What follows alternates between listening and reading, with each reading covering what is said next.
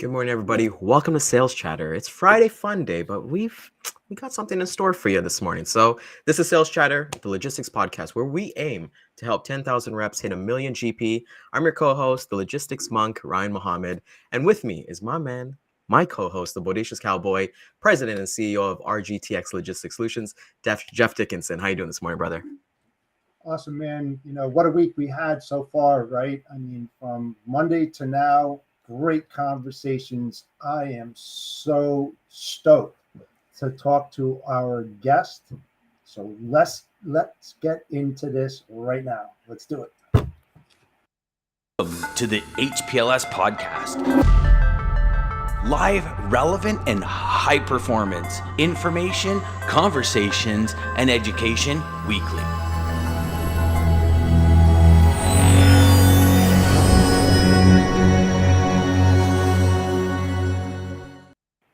There we go. And like you said, Jeff, we've had a great week. I've personally enjoyed watching all the episodes as we've kind of gone forward and have like a focus on HR and recruiting this week. Our season 2 of Empowering Women into Logistics, as I believe it's been a great hit. And for everybody who's new watching and tuning in today, if it's your first time watching your show, welcome. We're really pleased and really happy to have you here. If you're a seasoned viewer, you know what the deal is. So, Jeff, get into who our amazing guest is today, please. Yes, she's well known in the industry. You've probably heard her name. Please welcome Charlie Saffro from CS Recruiting. Hey guys. Good morning, Charlie. How's it going? Thanks for having me. Excited for this conversation.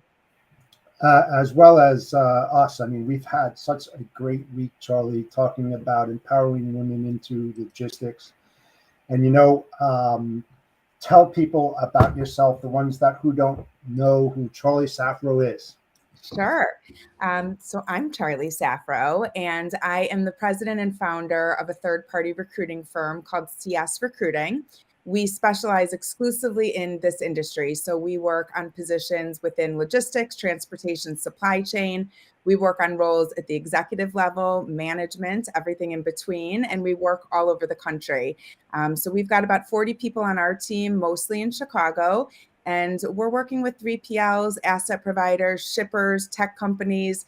Really, if the position has any supply chain influence, it's usually a role that we know very well, and we've got the network to support the search. So always looking to hear from hiring companies or job seekers and see how we can help. Awesome.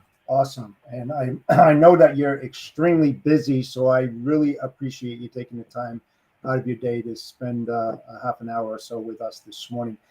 Charlie, this past week, we've been talking about the empowerment of women into logistics.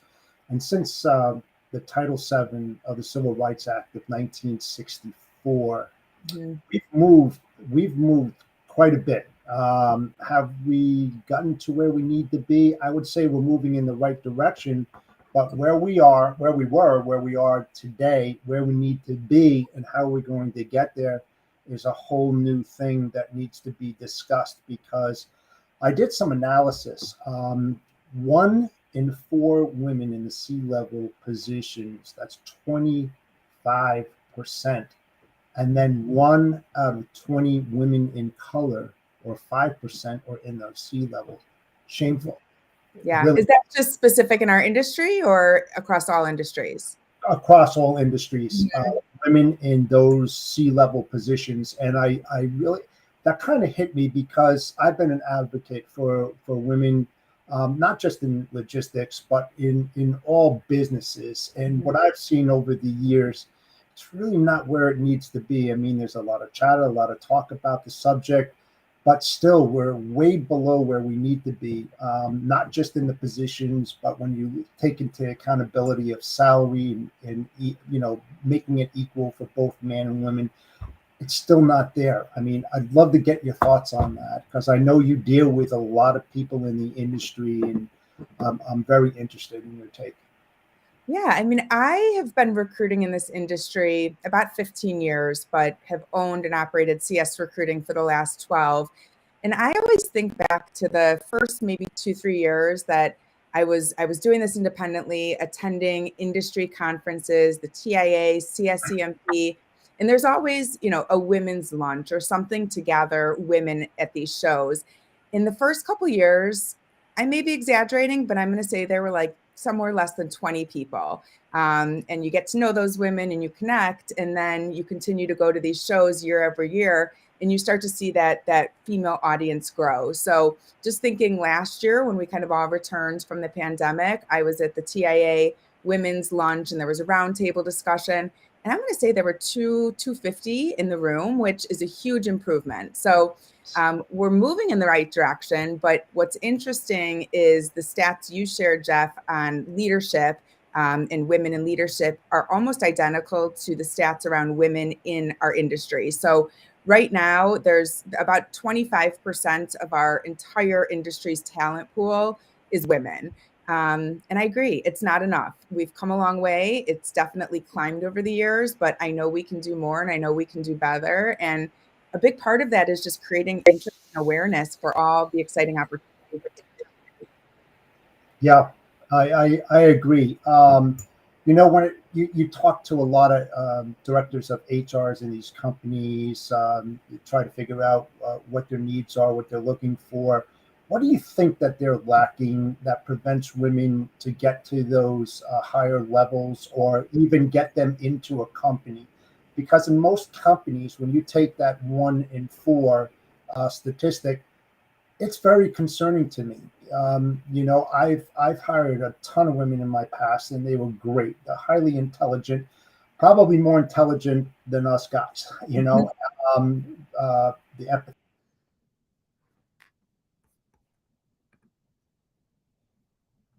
As Jeff has decided not to pay his internet bill today, but we'll bring him back on and let him finish his thought. Yeah, I told you. Yeah, and I just it's concerning to me. So, what are your thoughts on that? What can be done on the corporate side to help women get into those roles?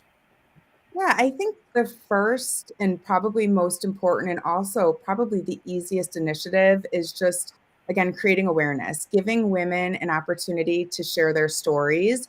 And not enough companies do this. So, whether it's an employee case study or being able to use this as part of your recruiting and retention strategy to show that there is a woman in our organization and she started in this position. And over the years, as she's gained success, she has climbed and is now our president, and really being able to expose the audience to not only what that woman has done for the company, but who is she behind her title? What kind of person is she? Because as humans, we look for connection, we look for similarities. And I can't tell you how many times I, in the past couple of years, have spoken up and talked about my journey and my story. And women reach out to me and they'll say, I needed to just see and hear another woman that I could resonate with to be able to believe that this was something I could pursue. So it is easy. And, it takes courage. It takes some vulnerability. Speaking up and sharing stories may occur on LinkedIn and just through content sharing and thought leadership. It may occur, on that company's website or in some of the content that company puts out. So that's what I would say at the company level, not to discriminate against men or any other gender, but to really put these women front and center so they can show off, and the company is proud of that diversity and the opportunities that they're giving, across all genders. Yeah, what do you think? And I'm sure you talk to a lot of women who go on these interviews. How do you prepare them, and what's the number one question that they bring up to you that they're afraid of? Or should I ask this or not say this? Everybody that goes in an interview, it's like these points that you have to hit within there. And I think that a lot of times that it's more about you being the interviewee rather than the interviewer. And I feel that this is a great opportunity to interview the interviewer, if that makes sense, to ask those critical questions, about, what's your culture? What is your company all about? How is it going to benefit me as a woman? What are your suggestions on that for new women that are coming into the industry, maybe straight out of college, or they're changing industries and jumping in? What would you suggest them? I think those are the exact questions you want to ask. Just understanding what is the culture, what does support look like for women? If you're a mother, what does support look like for parents in the company? everyone wants flexibility in their role. There is no denying that. And, not every company is set up to offer flexibility in the same way. So may you find a remote role or a hybrid role that's going to give you the flexibility you need. But what women really can bring to the table, and I'm not saying men can't, but there are skills that women are just inherently good at. Women are generally better communicators, and I hope guys would both agree with me there. Maybe more organized, and so it's those skills that are driving hiring decisions right now, which is a great thing. And really understanding what are the skills that you find your strongest performers have, and what skills do you find that you don't have in your organization where you may have gaps. And then the interviewee has an opportunity to really sell themselves and show off experience when they gain that skill, or anecdotal stories about how they've used that skill to plug into the organization. But being very direct. What is your leadership style if you're talking to someone who would be your manager?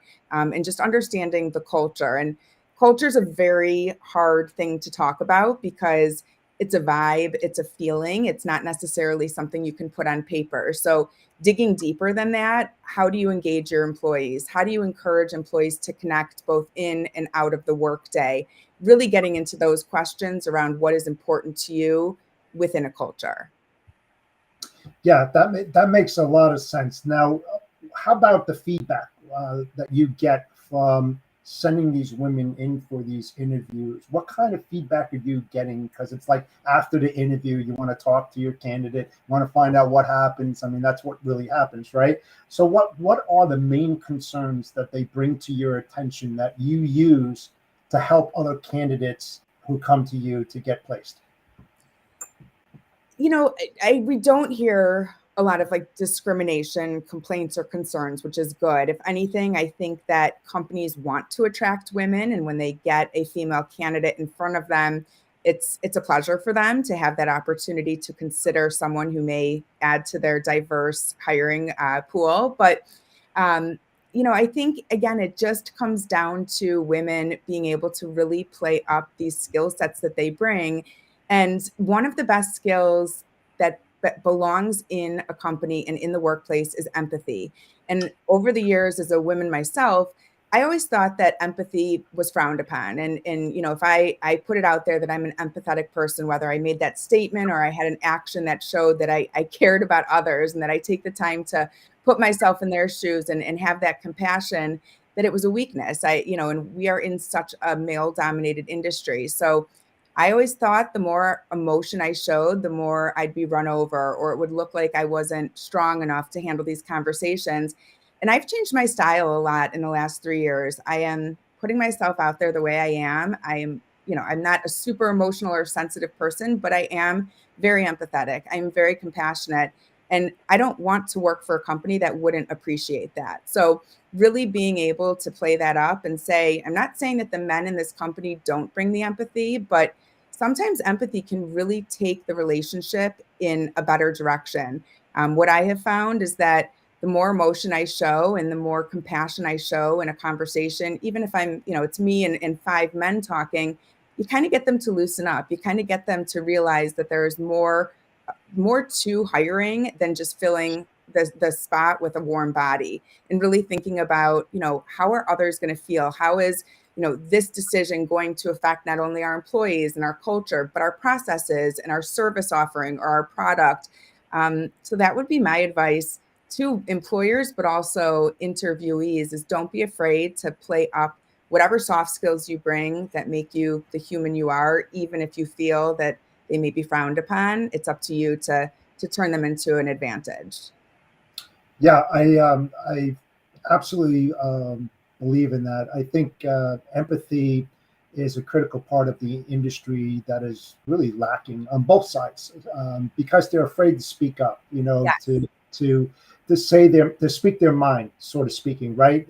And that's what hurts them most, when they don't realize it, because they have that thing inside of them that says, I don't know if I should say this, I'm probably going to kick myself in the butt for doing this, but it's actually very helpful and beneficial for those who do that.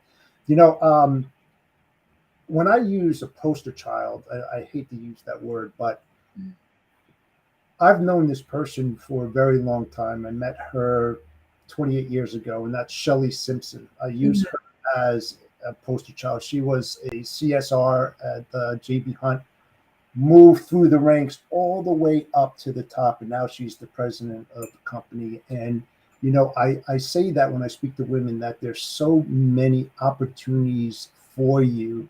And thank goodness that the ownership of JB Hunt noticed that and Mhm. appreciated everything that she did. And I feel that if they did that, other companies followed that type of model, and help to promote within and help them to get and give them that guidance that's needed. I think that, companies would be better off. What are your feelings about all of that?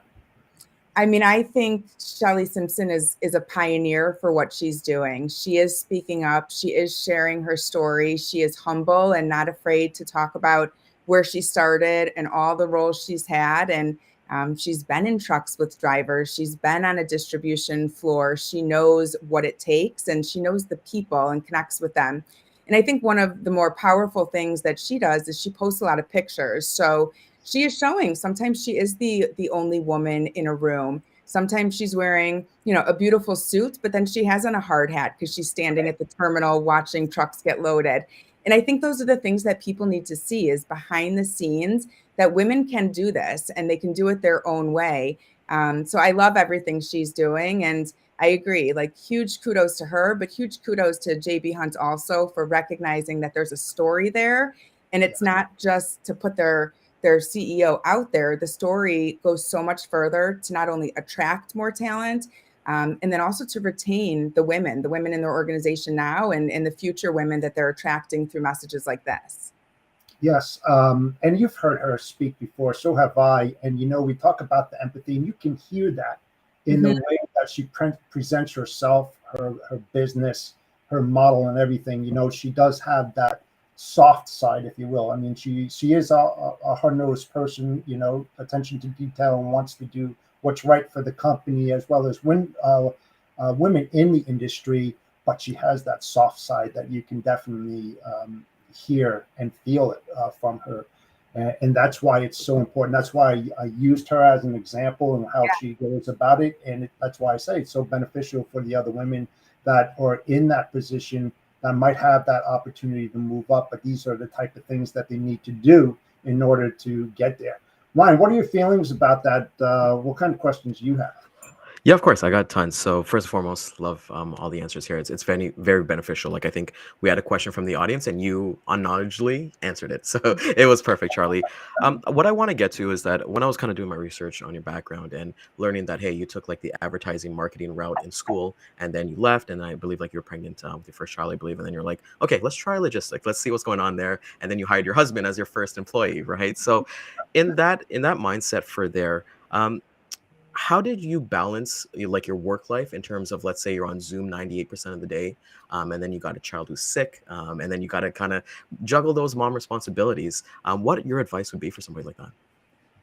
It's hard. My advice is it's hard, but if it is something you're passionate about, it is worth it. Being a working mother, I know that I am sending such a strong message to my kids, and it's taken them a long time to really understand that I work and we do live in a community where a lot of the moms don't work. And there's always been, I don't know, some frustration if I'm not available. Of course I'm gonna do everything I can to be at the school play. But if I'm not available to pick up after school and all the other moms are in line to pick up their kids, I think my kids now have, and thanks to the pandemic and thanks to the fact that I work from home and they're hearing me and they're seeing my hustle, they appreciate it. And they know that, yeah, mom might not be around as much as the other moms are, but look what our mom is doing. And that goes very far. So, I share a funny story about when I first started, and I'm not suggesting that other people do this, but it is part of how I kind of got ahead as a mother of three. So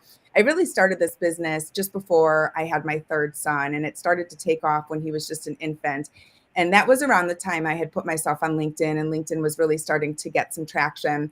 And so what I would do is I would work when I could during the day, you know, when the baby was napping, when my other kids were at preschool or playing outside with their dad, I would get my work in. But when I really did my work was the middle of the night when I woke up to feed my baby. And I guess I'm lucky that my third son was a terrible sleeper. So there were probably like 6 or 7 months where I would get up with him once or twice a night to give him a bottle.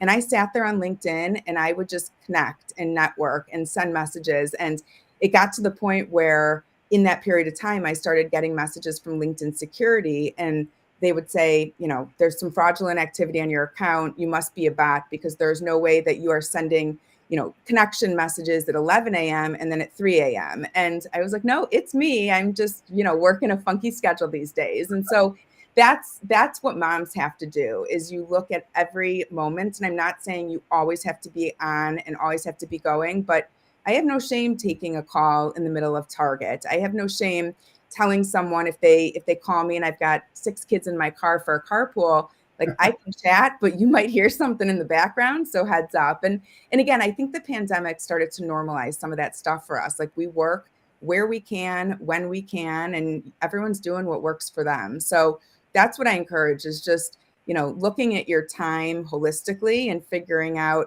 when do I need to be on, when can I do work offline, and what's the best schedule to balance my priorities. Obviously family first, but work is a close second.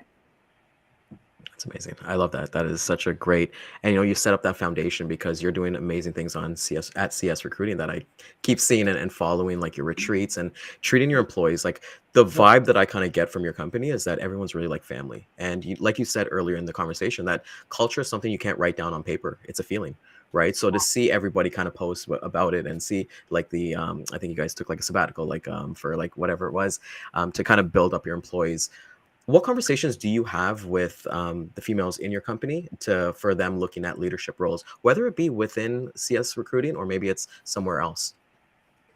I mean, our team is about 90% female right now, and that is just the way it ended up. So it was not deliberate. Of course, I wanted to have a good balance, but recruiting just happens to be an industry that more females go into and stay into. But really proud of our leadership team. It's myself and 3 other women. And again, that was just through their tenure, their hands-on experience, what they were able to contribute at that leadership level.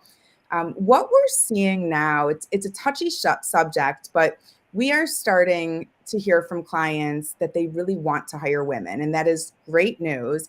But where it gets tricky is the more we subconsciously or consciously target women, we are then discriminating against other qualified candidates that are men who also may be the best person for the job. So I think the good news is that companies are aware of it.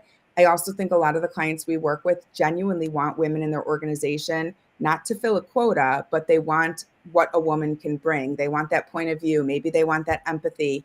But you've got to be very careful because as much as you're trying to increase the minority, you don't want to, offend a majority player or potentially discriminate against them. So when we do talk to women in the industry looking for leadership, we can honestly tell them that you are being sought after, that we have a lot of companies that would prefer a woman in this position. But of course, we're going to treat this search fairly. We are looking for the best person.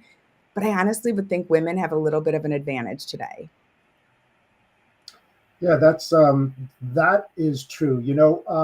Collaboration, communication is so key.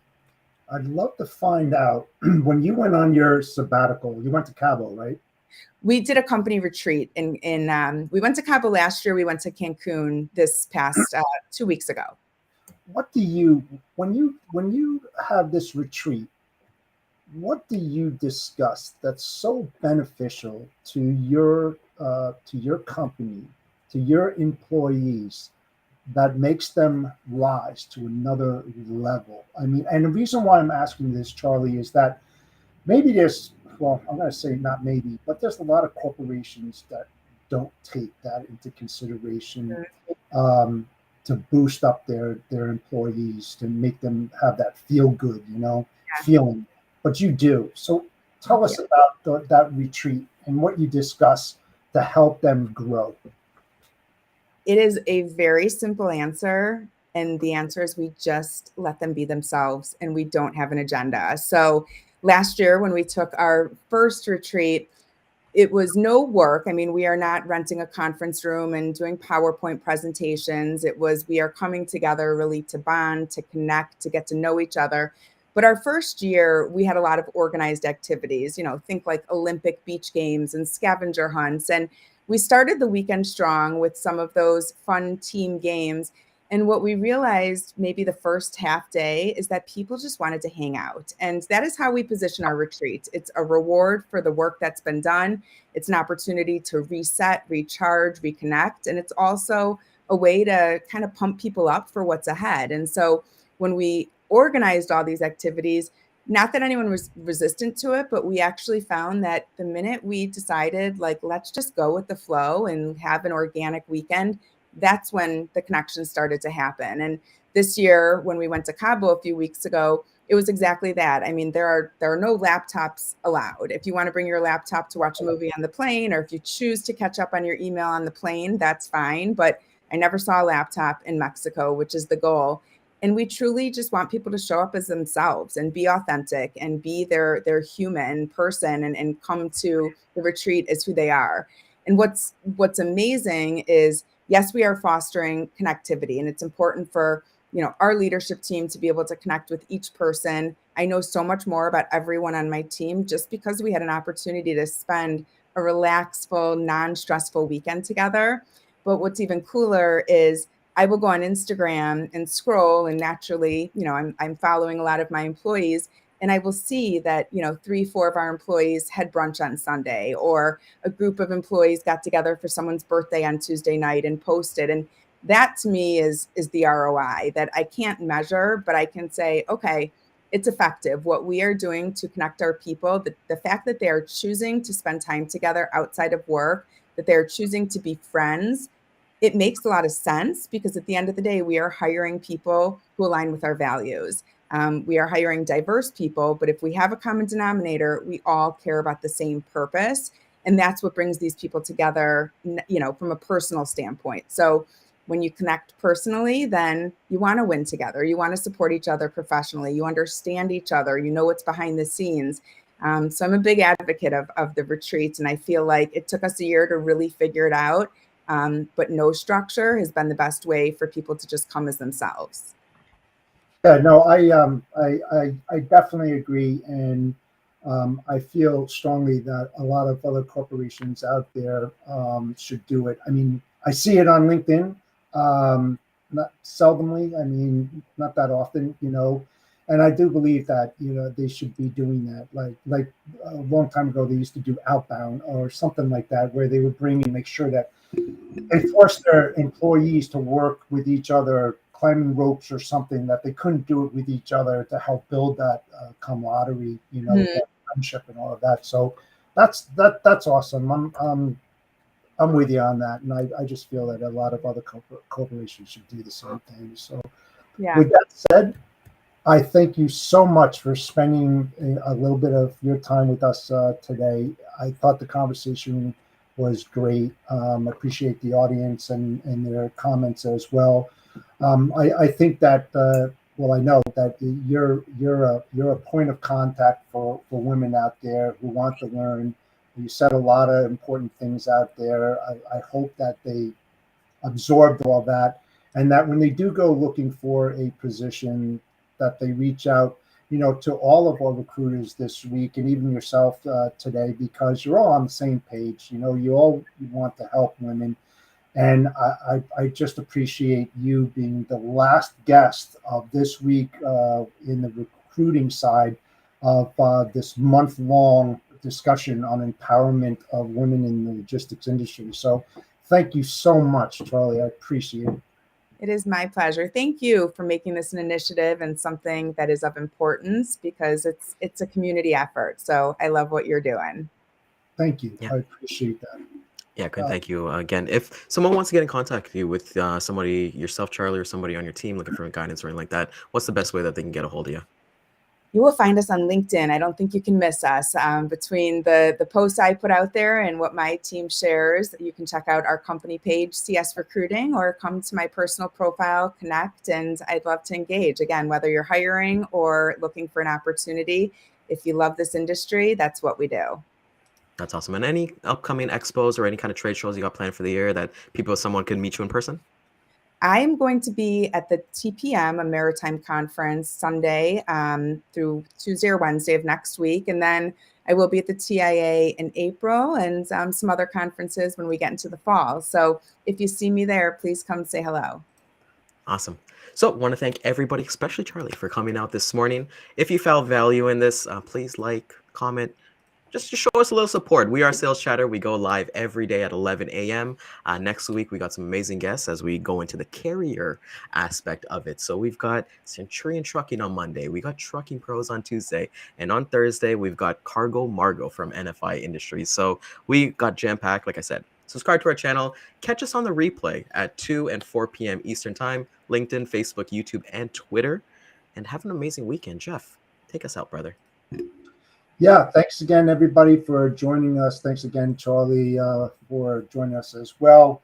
Don't forget about our sponsor, Centurion Trucking. Reach out to Daman. He's hiring new agents at 60% margin, so something that you should look into. And with that said, Audacious Cowboy out. Have a great weekend, folks. Thank you.